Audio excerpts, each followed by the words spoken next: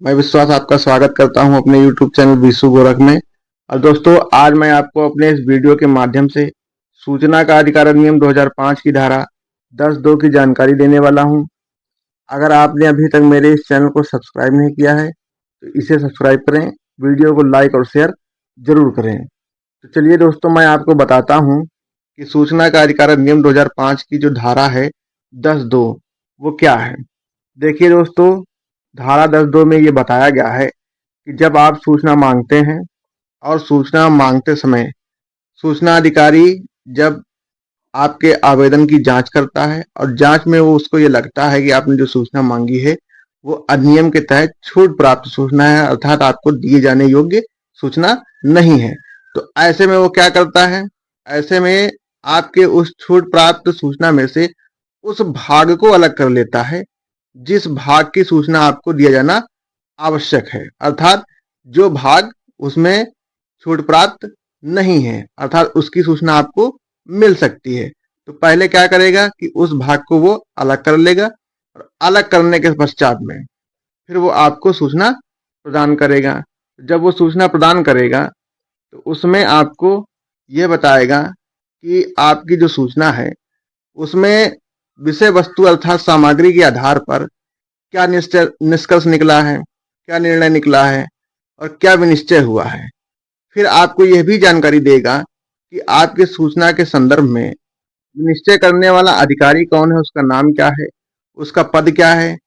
किस पद पर वो अधिकारी है जिसने आपकी सूचना में निर्णय लिया है। और फिर वो आपको ये बताएगा कि आपने जो सूचना मांगी है वो सूचना में कुल कितने रुपया की खर्चा आएगा, अर्थात कितने रुपया उसको बनाकर दिए जाने में लगेंगे। और अंतिम बात वो आपको यह बताएगा कि आपने जो सूचना मांगा है उस सूचना के सापेक्ष सूचना अधिकारी जो आपको सूचना दे रहे हैं, अगर आप उनके द्वारा दिए गए निर्णय और सूचना से संतुष्ट नहीं है तो जो आपके अधिकार हैं, अर्थात प्रथम अपील के अधिकार, तो आप उसके वरिष्ठ अधिकारी को कहां पर अपील कर सकते हैं, उनका आपको वो नाम देगा, पता देगा और कितने समय में आप अपील कर सकते हैं इसकी भी जानकारी वो आपको देगा। तो दोस्तों, देखिए कितनी अच्छी बात है कि सूचना के अधिकार के तहत अगर आप सूचना जब मांगते हैं और आपके सूचना मांगते समय आपके आवेदन में कुछ ऐसा भाग है जो कि सूचना से छूट प्राप्त है, अर्थात आपको नहीं मिलना है, और कुछ ऐसा भाग है जिसकी सूचना आपको मिलना है, तो सूचना अधिकारी आपको धारा 10(2) के तहत सूचना प्रदान करेगा और धारा 10(1) के तहत आपकी सूचना के उस भाग को छांट के अलग कर लेगा। तो ऐसा नहीं है कि अगर उसमें एक दो बातें ऐसी हैं कि जो छूट प्राप्त हैं तो वो पूरी तरीके से आपके आवेदन को निरस्त ही कर दे, वो गलत होगा। और इस संदर्भ में आप प्रथम अपील भी कर सकते हैं, द्वितीय अपील भी कर सकते हैं, या अगर आपको लगता है कि सूचना अधिकारी बहुत ही गलत कर रहा है तो आप इसमें रहे धारा 18 के तहत सूचना आयोग को सीधे तौर पर शिकायत भी कर सकते हैं और इस मामले में अपनी बात को आप रख सकते हैं तथ्यों पर और इसमें पूरी सुनवाई होगी। सुनवाई पश्चात अगर सूचना आयोग को ये लगता है कि सूचना अधिकारी ने धारा 10(1) धारा 10(2) का पालन नहीं किया है, सूचना के भाग को पृथक नहीं किया है जो कि आपको मिलना चाहिए था, तो उन पर दंडात्मक कार्यवाही होगी और आपको सूचना प्रदान की जाएगी। तो दोस्तों देखिए, आप मेरे इस स्क्रीन पर इस सूचना का अधिकार अधिनियम 2005 की जो धारा है 10(2) वो क्या कहती है। धारा 10(2) जहां उपधारा 1 के अधीन अभिलेख के किसी भाग तक पहुंच अनुरक्त की जाती है, वहां यथास्थिति केंद्रीय लोक सूचना अधिकारी या राज्य लोक सूचना अधिकारी निम्नलिखित सूचना देते हुए आवेदक को एक सूचना देगा कि का अनुरोध किए गए अभिलेख का केवल एक भाग ही उस अभिलेख से उस सूचना को जो प्रकटन से छूट प्राप्त है पृथक करने के पश्चात उपलब्ध कराया जा रहा है। देखिए दोस्तों, धारा 10(2) में यह प्रावधान है कि जो सूचना आपको नहीं मिलनी है, जैसे आपने सूचना मांगी तो सूचना मांगने के बाद में सूचना अधिकारी आपके आवेदन में जांच कर लेगा। जांच करने के बाद में उसमें ये देखेगा कि कौन सी सूचना है जो छूट प्राप्त है, अर्थात वो आपको नहीं देनी है, और वो भी इस अधिनियम सूचना के अधिकार अधिनियम के तहत। तो उस छूट प्राप्त सूचना से अब होता क्या है कि जो आपने क्वेश्चन किया है, हो सकता है उसमें से सभी कुछ सारी बातें छूट प्राप्त ना हो, कुछ ऐसा तथ्य हो, कुछ ऐसा भाग हो आपकी उसी सूचना का जो छूट में ना आता हो, जिसकी सूचना आपको नियमानुसार दी जा सकती है। तो सूचना अधिकारी प्रथम दृष्टया आपके आवेदन की जांच कर लेगा। जांच करने के बाद में जो सूचना छूट प्राप्त है, उस छूट प्राप्त में से उस भाग को केवल अलग कर लेगा और अलग करने के पश्चात में क्या करेगा, वो आपको सूचना देगा।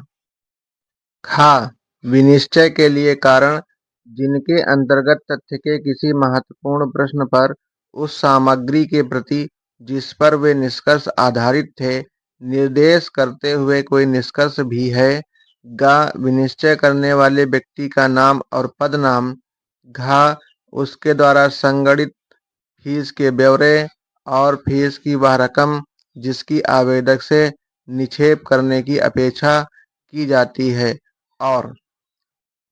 बिंदु ख में ये बात है कि विनिश्चय के लिए कारण, यानी कि सूचना अधिकारी जब आपके सूचना के उस भाग को पृथक करेगा जो सूचना छूट प्राप्त है, अर्थात आपको नहीं देनी जानी थी लेकिन उसमें कुछ ऐसा है जो आपको दिया जाना है, तो उस भाग को जब अलग करेगा तो विनिश्चय के लिए कारण यानी कि जैसी आपकी सामग्री होगी जो आपने पूछा है, तो उसमें जो निर्णय लिया जाएगा कि किस भाग को अलग करना है, क्यों अलग करना है, तो जो ये कारण है विनिश्चय का, वो कारण भी आपको बताएगा है गा बिंदु, जिसमें यह बताया गया है विनिश्चय करने वाले व्यक्ति का नाम और पदनाम। तो दोस्तों, सूचना अधिकारी आपको यह भी जानकारी देगा कि आपके इस आवेदन में विनिश्चय किस अधिकारी ने किया है, तो उसका जो है नाम बताएगा आपको और उसका पदनाम, यानी वो किस पद पर है जिसने विनिश्चय किया है, अर्थात निर्णय लिया है कि आपकी सूचना के किस भाग की सूचना आपको दी जाएगी। और बिंदु संख्या घ ये है,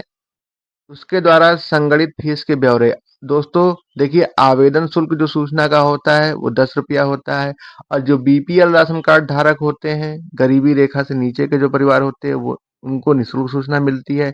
इसके अतिरिक्त अगर कोई व्यक्ति है और उसके पास में गरीबी रेखा का राशन कार्ड नहीं है, तो होता यह है कि वो 10 रुपए का आवेदन शुल्क लगा करके सूचना मांगता है अपने उत्तर प्रदेश में। और अगर उसकी जो सूचना है, उसमें जो प्रभारित फीस है, उसके विषय के अनुसार, उसकी सामग्री के अनुसार, अगर उसमें बहुत अधिक खर्च की ज़रूरत पड़ती है, तो सूचना अधिकारी क्या करेगा, उसका कैलकुलेशन यानी कि फीस को संगठित करेगा और संगठित करने के बाद में उसकी जानकारी भी आपको उपलब्ध कराएगा कि भाई आपकी जो सूचना है, वो उसको बनाकर देने में या आपने जिस तरीके से माँगा है उस रूप में देने से, ठीक है, इतने रुपए की धनराशि खर्च की आवश्यकता है। तो वो आपको एक एस्टीमेट देगा, पूरा ब्यौरा देगा और आपसे ये अपेक्षा करेगा कि आप उस फीस को कार्यालय में जमा करा दें और जमा कराने के पश्चात जो आपका सूचना का वो भाग है, छूट प्राप्त सूचना वाला, वो आप ले सकते हैं। अंगा सूचना के भाग को प्रकट न किए जाने के संबंध में विनिश्चय के पुनर्विलोकन के बारे में उसके अधिकार प्रभारित फीस की रकम या उपलब्ध कराया गया पहुंच का प्रारूप, जिसके अंतर्गत यथास्थिति धारा 19 की उपधारा 1 के अधीन विनिर्दिष्ट वरिष्ठ अधिकारी या केंद्रीय सूचना अधिकारी या राज्य सूचना अधिकारी की विशिष्टियां, समय सीमा, प्रक्रिया और कोई अन्य पहुंच का प्रारूप भी है। दोस्तों देखिए, सूचना अधिकारी धारा 10(2) में आपको यह जानकारी देगा, जब सूचना आपको प्रदान करेगा, ये अवगत कराएगा कि आप अगर उसके द्वारा दी गई सूचना से संतुष्ट नहीं हैं, आपको लगता है उसने जो सूचना दिया है, उसमें कोई त्रुटि है या कुछ शेष है, तो आप इसमें पुनर्विलोकन के लिए जो आपके अधिकार हैं, उसके संबंध में आपको ये जानकारी देगा कि आप धारा 19(1) के तहत उसके वरिष्ठ अधिकारी अर्थात प्रथम अपील अधिकारी को इसमें अपील कर सकते हैं। तो वो आपको जानकारी देगा कि आप उसके वरिष्ठ अधिकारी अर्थात उसके वरिष्ठ अधिकारी कौन हैं, उनका क्या नाम है, उनका क्या पद है और उनका जो नाम पता है वो आपको जानकारी देगा। साथ ही आपको वो समय सीमा की भी जानकारी देगा कि आप कितने समय में प्रथम अपील कर सकते हैं और प्रथम अपील करने के बाद में आप अपनी बात वहाँ पर रख सकते हैं और प्रथम अपील में सूचना अधिकारी को अगर लगता है कि कुछ ऐसा शेष है, तो इसकी भी सूचना आपको उपलब्ध कराई जाएगी। तो दोस्तों मेरे इस वीडियो में आपको सूचना का अधिकार अधिनियम 2005 की जो धारा है 10(2) उसकी पूरी जानकारी दी गई है। फिर भी अगर आपका कोई प्रश्न है तो आप मुझसे उसे कमेंट बॉक्स में पूछ सकते हैं। धन्यवाद।